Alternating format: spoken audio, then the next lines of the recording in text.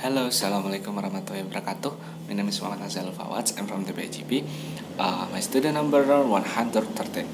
Okay, I want to explain about the function of oral language. Okay, what is oral language? Oral language is the system through which we use spoken words to express knowledge, ideas, and feelings. Developing else oral language then means developing the skills and knowledge that go into listening and speaking, all of which have a strong relationship to reading comprehension and to writing.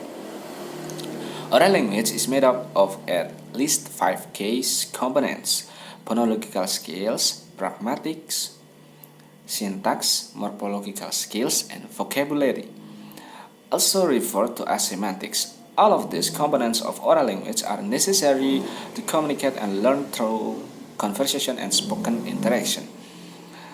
But there are important distinctions among them that have implication for literacy instruction.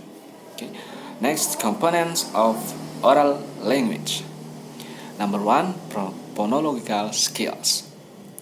Phonological skills are those that give an awareness of the sound of language, such as the sounds of syllables and rhymes. In addition to being important for oral language development, the skills play a foundational role in supporting word reading development.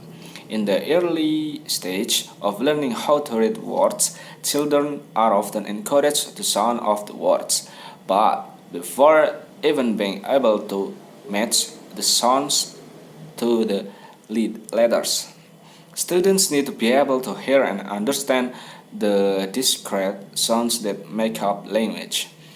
Next, number 2, syntax. Syntax refers to an understanding of word order and grammatical rules. For example, consider the following two sentences. Sentence number 1, relationships are preserved only with care and attention. Sentence number 2, only with care and attention are relationships preserved. In this case, although the word orders are different, the sentence communicates the same message. In other cases, a slight change in word order alters a sentence meaning. For example, sentence number 1, the swimmer passed the canoe. Sentence number 2, the canoe passed the swimmer. Sorry. Next, number 3, morphological skills. Morphology refers to the smallest meaningful parts from which words are created, including roots, suffixes, and prefixes. When a reader stumbles upon an unfamiliar word, for example, unpredictable, and an awareness of how a particular prefix or suffix, for example, on, and able, may change the meaning of a word, or how two words with the same root may relate in meaning to each other. For example, predictable, unpredictable supports her ability to infer the unfamiliar word's meaning. Okay, next, number 4, pragmatics. Pragmatics refer to an understanding of the social rules of communication. For example, pragmatics involve how we talk when we have a particular purpose. For example, persuading someone versus appeasing someone.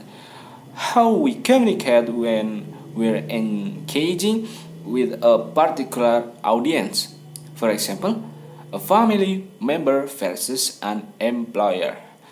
And what we say when we find yourself in a particular context. For example, engaging in a casual conversation versus delivering a public speech. Pragmatics play a role in reading comprehension because much of making meaning from text depends upon having the right ideas about the norms and conventions. For interacting with others to understand feelings, reaction, and dilemmas among characters or population. Okay. For example, and even to make inference and prediction. Okay, the last number 5, semantics or vocabulary. Finally, having the words to engage in dialogue, the vocabulary knowledge is also a key part of oral language. Not to mention comprehending and communication using brain. Vocabulary knowledge, also referred to as semantics knowledge, involves understanding the meaning of words and phrases, aka receptive vocabulary, and using those words and phrases to communicate effectively, aka expressive vocabulary. Notably, vocabulary knowledge exists in the degrees such that any learner has a particular level of knowledge of any given word. This begins with the word sounding familiar and moves toward the ability to use the word flexibly, even, even metaphorically, when speaking and writing. Vocabulary knowledge must be fostered from early childhood through adolescence. Okay, thank you. Wassalamualaikum warahmatullahi wabarakatuh.